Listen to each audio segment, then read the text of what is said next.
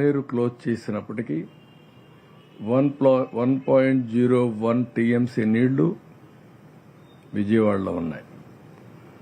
ఈరోజు మళ్లీ వర్షం పడింది. ఆ వర్షం పడింది కాబట్టి మళ్ళా నీళ్లు పెరిగాయి. ఇన్ఫ్లో ఆగిపోయింది, అవుట్ఫ్లో పెంచాం. కానీ రెయిన్ వల్ల మళ్ళా స్టాగ్నేషన్కి వచ్చి ఇప్పుడు 1.2 1.02 ఆర్ 1.03 టీఎంసీ నీళ్లు వచ్చే పరిస్థితి వచ్చింది.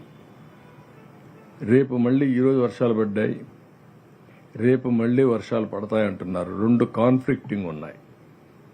ఒకటి ECMWF, ఇది యూరోపియన్. ఇది వాళ్ళ లెక్క ప్రకారం బుడమేరు ప్రాంతంలో 0.38 టీఎంసీ నీళ్లు వస్తాయని మొత్తం క్యాచ్మెంట్ ఏరియాలో. అది వస్తే పర్వాలేదు, ఆ నీళ్లన్నీ కృష్ణా రివర్కి వెళ్ళిపోతాయి. అదే మరికి విజయవాడకి 0.09 అంటే 0.09 టీఎంసీ నీళ్లు వస్తాయని. ఇది వస్తే మనం మేనేజ్ చేసుకోగలుగుతాం. IMD బుడమేరు ప్రాంతంలో 1.86 టీఎంసీ నీళ్లు వస్తాయంటున్నారు. 1.86 టీఎంసీ నీళ్లు అంటే ఒకేసారి 10-15 వేలు కూడా వచ్చే అవకాశం ఉంటుంది.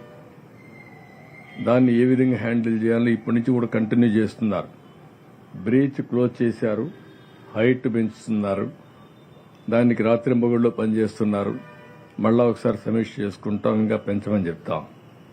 సిటీకి కూడా 0.37 టీఎంసీ నీళ్లు వచ్చే అవకాశం ఉందని IMD చెప్తున్నారు. అది వస్తే కొద్దిగా పెరగవు, కానీ తరగవలసిన నీళ్లు తగ్గవలసిన నీళ్లు కొంచెం తక్కువగా తగ్గే అవకాశం ఉంటుంది. లేకపోతే రేపు సాయంత్రానికి ఎల్లుండికి పూర్తి కావాల్సింది. ఇది ఇంకొక హాఫ్ డే అట్ లేట్ అయ్యే అవకాశం ఉంది. చాలా డీటెయిల్డ్గా రెయిన్ఫాల్ ప్రిడిక్షన్ చూస్తున్నాం. ఇన్ఫ్లో అరికట్టగలిగాం, ఇక్కడ పడే వాటర్ను చూస్తున్నాం, అడ్డంకులు తొలగిస్తున్నాం, ఎక్కడికక్కడ ఈ నీళ్లన్నీ పంపించడానికి ముందుకు పోతున్నాం.